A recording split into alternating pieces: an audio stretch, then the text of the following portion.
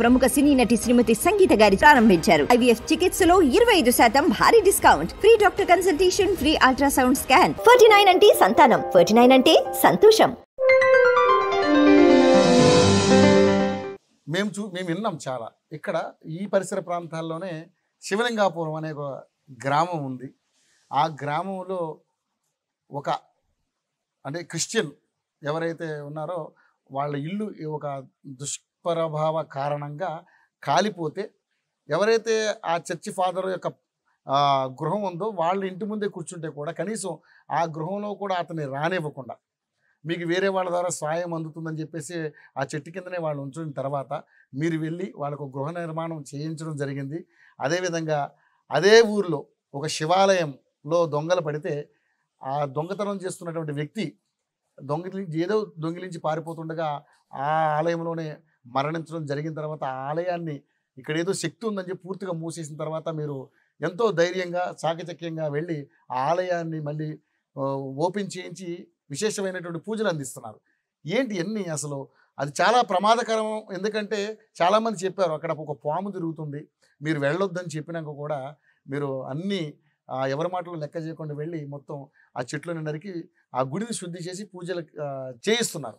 ఏంటి ఆ ధైర్యం ఏంటి, ఎక్కడి నుంచి వచ్చింది? ఇక్కడ చర్ల మండలంలో ఆరుకొత్తగూడెం, మీరు చెప్పేటువంటి ఆరుకొత్తగూడెం అనేటువంటి ఊరికి దగ్గరలో దానవాయిపేట అనేటువంటి గ్రామం. అది ఒక క్రిస్టియన్ ఇల్లుకి సంబంధించిన ఎండాకాలంలో కాలిపోయిందండి.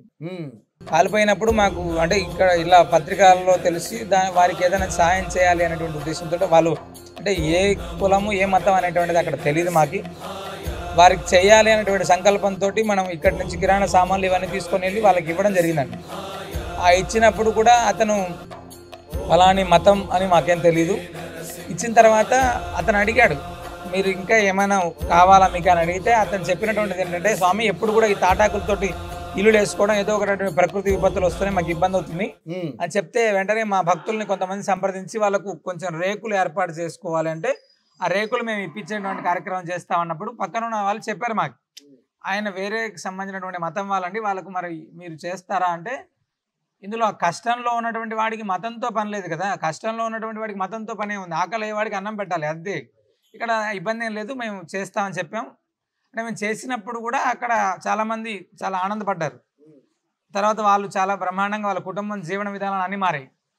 ఆ తర్వాత అక్కడ ఉన్నటువంటి ఆ ఊర్లో నుంచి బయటకు వచ్చే సమయంలో అక్కడ ఉన్నటువంటి పిల్లలు అన్నారు, అంటే ఇలాంటి వాడికి కదా మనం ఏదైనా చెప్తే మన ఊర్లో ఉన్నటువంటి ఈ ఆలయాన్ని ఏదైనా బాగు చేసేటువంటి అవకాశం ఉంటుందేమో అని అడిగితే, ఏంటి వాళ్ళు మాట్లాడుతున్నప్పుడు మేము అడిగి ఏం జరిగింది అంటే, శివలింగాపురం అనేటువంటి ఒక చిన్న ఊరండి, పైన ఒక కొండపైన శివాలయం ఉంటుంది. సుమారు ఒక 10 సంవత్సరాల క్రితం దొంగతనం చేస్తూ ఒక ఆయన చనిపోతే అప్పటి నుంచి ఆలయం బంద్ చేశారు. మేము పూజ చేసుకోవాలనుకున్నా కూడా భయం అవుతుంది, అక్కడికి వెళ్తే ఎవరైనా చనిపోతారు అనేటువంటి భయం ఉంది చాలా మంది.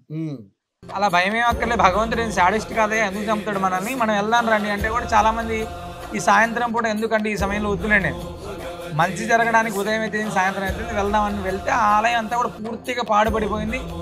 ఆ కొండపైనకి వెళ్ళడానికి కూడా దారి లేకపోతే చిన్నగా కొంచెం ఏర్పాటు చేసుకొని వెళ్ళాం. వెళ్ళి ఆలయాన్ని శుభ్రం చేయాలంటే మనం నలుగురితోటి అవ్వదని చెప్పి మా భక్త బృందం, నృసింహ సేవావాహిని భక్త బృందాన్ని అంతా కూడా ఆరుకొత్తగూడెం గ్రామ ప్రజలందరినీ కూడా సహకారం తీసుకొని పూర్తిగా ఆలయాన్ని ఒక రోజు వెళ్ళి పూర్తి శుభ్రం చేసేసి, ఆ శ్రీచక్రంతో ఉంటుందండి శివాలయం, చాలా అద్భుతంగా ఉంటుంది శివలింగం కూడా. అక్కడ వెళ్ళి అక్కడ పూజలు ప్రారంభం చేసాం. అప్పటి నుంచి ఇప్పటిదాకా ఆగకుండా గత 3-4 సంవత్సరాల నుంచి కూడా బ్రహ్మాండంగా నడుస్తుంది. అంటే భగవంతుడు అనేటువంటి వాడిని పరిపూర్ణ విశ్వాసంతో మనం పూజ చేస్తే భగవంతుడు అనేటువంటి వాడు మనల్ని కాపాడుతూనే ఉంటాడు.